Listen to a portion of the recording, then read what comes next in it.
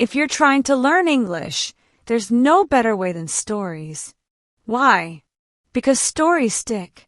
You don't just study grammar, you feel it. You hear it. You remember it.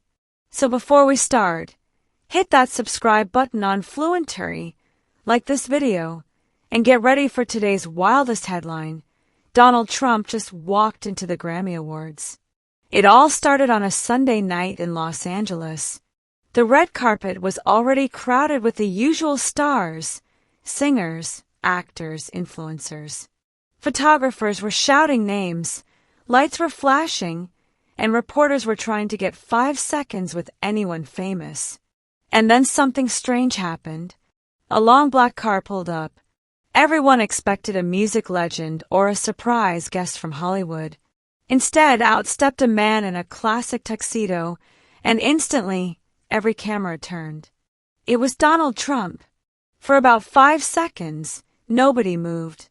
Then the chaos began. Some people clapped. Some laughed. Some looked confused. One host whispered into the mic, "Is this a joke?" But it wasn't.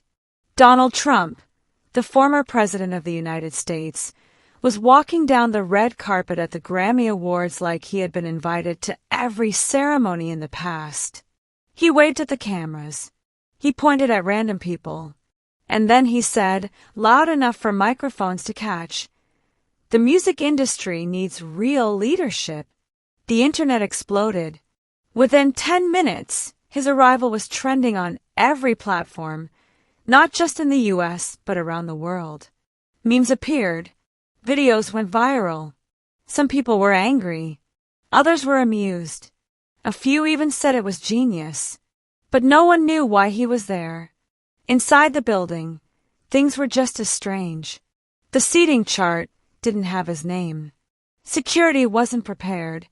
And most of the artists didn't know how to react. Some celebrities ignored him. Some looked shocked. One singer joked on stage, "I guess next year we'll have Kanye hosting the Pentagon." But Trump stayed calm. He sat in the third row, right behind a pop star and in front of 2 producers. At one point, he even leaned over and asked someone, "So when does Taylor Swift perform?" People weren't sure if it was a stunt, a protest, or a strange kind of campaign. Backstage, things got even more intense. Grammy organizers were trying to figure out what to do. Should they let him stay? Should they ask him to leave? There was no rule book for this.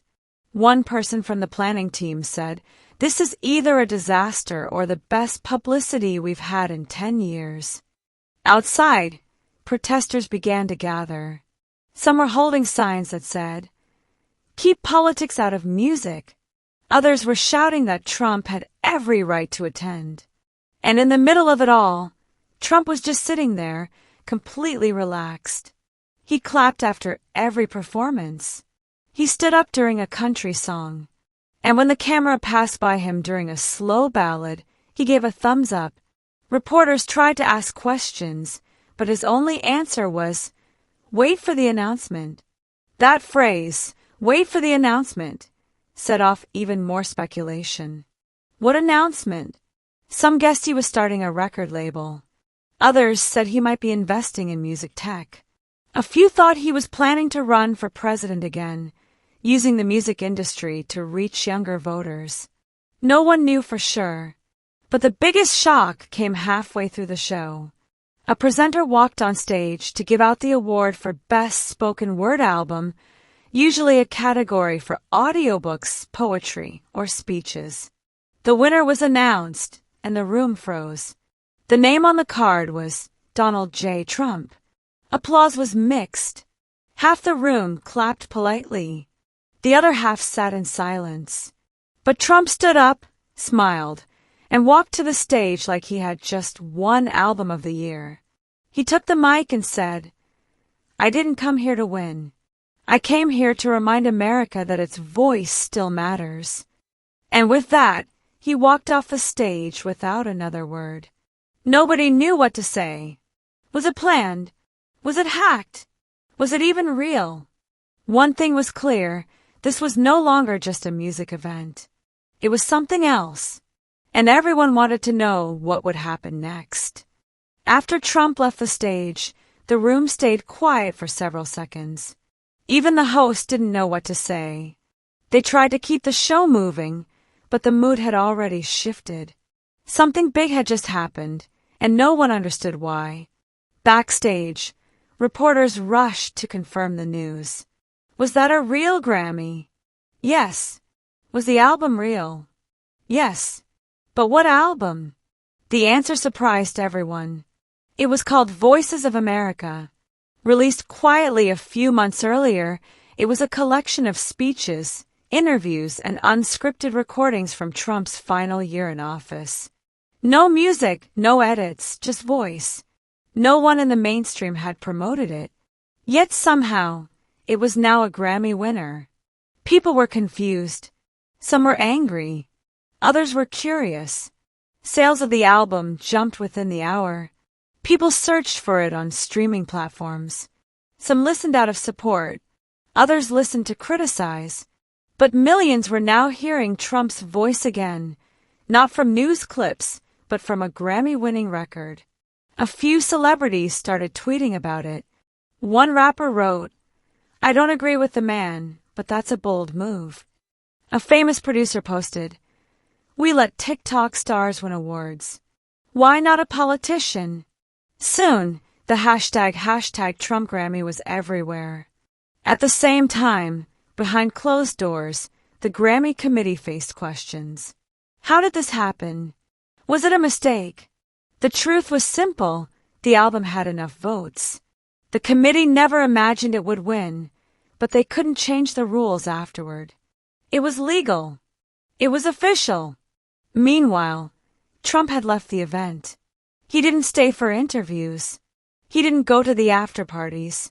He simply disappeared into the night. But the questions remained. Was this his way of coming back into the spotlight? Was he trying to connect with younger voters through pop culture? Or was it all just about attention? Some journalists started looking deeper. They found something interesting. A group of unknown investors had helped promote Voices of America in online forums, mostly in music communities. Quiet ads, subtle comments, and reaction videos had slowly created interest without anyone realizing. It was a soft campaign, almost invisible, and now it had worked. The next morning, talk shows couldn't stop discussing it. Was Trump rebranding himself? One host asked. From politics to performance? Another said he didn't crash the Grammys. He played the game and won. Some people were impressed. Others were suspicious. A few warned that this was just the beginning of something bigger. Back at Trump's Florida estate, things were moving fast. Advisors were coming in and out. Boxes of fresh merchandise arrived. And a small team of digital creators was setting up cameras and lights. Rumors said they were preparing for a big announcement. One of his aides told the press, "He's not just returning to politics. He's building something new." But no one knew exactly what that meant. Then, 2 days later, a short video appeared on Trump's personal account. No dramatic music, no fancy editing, just him sitting at a desk, speaking directly to the camera. He said, "America has lost its voice. The people used to speak. Now the media speaks for them. I'm not here to fight old battles. I'm here to give a voice back. And this album, this Grammy, proves one thing. People are listening again." The video ended with one sentence. Next stop, the culture tour. That phrase caught fire. What was the culture tour? People guessed it might be a speaking tour, or maybe a podcast, or a political campaign in disguise. But no one had the full picture yet. One thing was clear. Trump had entered the world of entertainment, and he was playing by new rules. Some called it genius marketing. Others called it manipulation. But everyone agreed this wasn't over. Meanwhile, at the Grammy offices, a quiet conversation had started. One committee member asked, "What happens if next year more politicians submit albums?" The others didn't answer. Because deep down, they all knew the line between culture and politics had started to fade. And maybe, just maybe, it would never return. 1 week after the Grammy Awards, Trump's so-called culture tour officially began. But it wasn't what people expected. There were no stadiums, no big concerts, and no long political speeches. Instead, Trump started showing up in the most unexpected places. First, he visited a hip-hop radio station in Atlanta. The hosts were shocked. Nobody believed he would really show up, but he did. He walked in with a smile, handed them signed copies of Voices of America, and sat down to talk. For 40 minutes, he answered every question, carefully, calmly, and with surprising humor. When asked why he came, he said, "Music is the language of the people, and I'm here to listen." The video from that interview got millions of views. Young people who had never followed politics started sharing clips. They laughed, they argued, they reacted. But most importantly, they listened. Next, Trump appeared at an underground jazz club in New Orleans. He didn't perform. He just sat in the crowd, tapped his fingers to the beat, and later posted a photo online with the caption, "Real America, real sound." By the end of the second week, the culture tour had become a strange but powerful media event. Everywhere he went, people followed. Some came to protest, some came out of curiosity, and some started to wonder if he had actually changed. Even late-night talk shows, who had mocked him for years, began asking serious questions. One host said, "Maybe this isn't about politics anymore. Maybe it's about attention, control, and culture." But not everyone was impressed. Famous musicians began to speak out. One Grammy winner posted, "This is dangerous. He's using art as a weapon." Another tweeted, "I didn't study music for 15 years just to lose an award to a speech." The tension was rising. At the same time, music labels began to pay attention. Sales of political spoken-word albums were suddenly going up. Podcasts were turning into chart-topping releases. Everyone wanted to know, what was the formula? Back in New York, Trump's team was already planning the next move.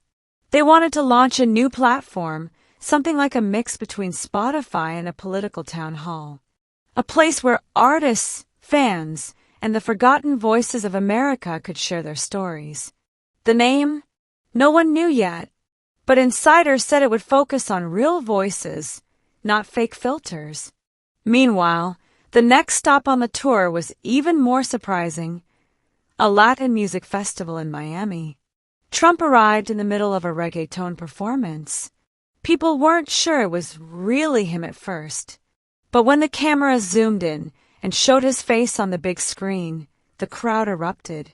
Some booed, some cheered, some just took videos. He didn't speak. He just stood there, clapping to the rhythm. After the show, he posted one sentence online. "Music has no wall." That line spread like wildfire. Some people called it a clever move. Others said it was pure hypocrisy. But no matter what side people were on, they couldn't stop talking about it. News outlets around the world picked up the story. In Europe, one newspaper called him the first modern politician to use pop culture as a political tool. In Asia, a talk show discussed whether their own leaders would follow the same path. And back in the U.S., one question kept coming up. Was he running for president again? He hadn't said yes. He hadn't said no. But every move he made felt like a campaign. His visits to youth podcasts, his sudden interest in poetry readings, his appearance at a street dance event in Chicago. Each one seemed carefully chosen, designed to reach different types of people. Even those who disliked him started saying, "You have to admit, the man knows how to grab attention." But not everything was working perfectly. In Los Angeles, Trump tried to attend an indie rock concert. The band refused to play if he stayed. The venue emptied out. The media covered it for days. And during a live stream Q&A, a young artist asked him, "Why should we trust you now? You didn't care about us before." Trump paused. Then he said, "You don't have to trust me, but I'm here, and I'm listening." And that's more than most people in power are doing. The comment sparked another wave of reactions. Some people called it fake. Others said it was honest. But again, it was everywhere. At this point, even Trump's critics admitted something had changed. He wasn't just shouting from a podium anymore.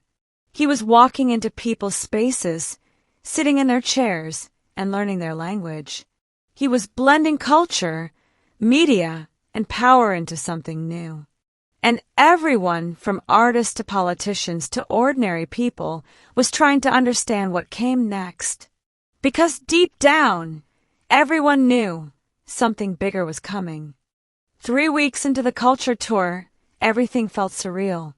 What had started as a surprising Grammy win had grown into a nationwide media storm. Trump was no longer just a former president. He was now a music figure, a cultural icon. Some even called him an artist. Every news channel, every social media app, every podcast was discussing one thing: what is Trump's endgame? That question finally got an answer, or at least part of one. At the end of the 3rd week, a post appeared on all his channels. Just 3 words: "Live from Detroit." No explanation, no details, but the internet lit up. People guessed everything. A concert, a campaign rally, a final speech. The truth was more interesting. At exactly 7 p.m. on Saturday night, a live stream began. The screen showed a simple black stage. No logos, no slogans, just a single microphone under a spotlight. Then Trump walked out. He wore no suit, just a plain black jacket and jeans. No music played. No one introduced him. He looked around, took a breath, and began to speak. But he didn't talk about politics. Not at first. He spoke about his childhood, his love for American music, his belief that culture shapes nations more than laws. Then he said, "You can lead a country with a pen, or you can lead it with a song." He paused, then added, "I tried the pen. Now I'm trying the other." What followed surprised everyone. For 45 minutes, Trump performed parts of Voices of America live, reading lines, reacting to them, adding new words. The performance had rhythm, flow, even emotional tone. It wasn't music, but it was performance art. At one point, he stopped and said, "You may hate my politics, but listen closely. I'm not reading history. I'm reading now." People were shocked, because no one had seen this version of Trump before. Calm, reflective, even creative. But it didn't stop there. After the performance ended, the screen faded to black. Then a new message appeared. Coming this fall, Truth Records. That was the big reveal. Trump was launching a record label. According to insiders, the label would produce spoken word albums, political commentary, protest music, and grassroots voices. Anyone, from factory workers to poets to social critics, could submit audio. If it fit the message, it could be released under the Truth brand. Suddenly, it all made sense. The Grammy, the tour, the online buzz. It wasn't random. It was a campaign, not for office, but for influence. People had mixed reactions. Some said, "This is pure genius." Others said, "This is scary." But no one could ignore it. In just 1 month, Trump had changed the rules. He hadn't returned to politics in the usual way. He had entered culture. He had entered the minds of people through sound. And in doing so, he opened a door. A few weeks later, a young independent artist released an album on Truth Records. It wasn't about Trump. It was about economic struggle and hope. But the label gave it a home. Then another album appeared, from a teacher reading poetry about public schools. The label was growing. It wasn't about left or right anymore. It was about voice. And that was the point. Trump had found a new path. Not just to speak, but to help others speak. To build influence without a campaign. To win attention without a vote. And in a strange way, it was working. People still argued about him. Still loved him or hated him. But more importantly, they were listening. Not just to him, but to each other. Because culture had changed. And maybe, just maybe, politics would follow.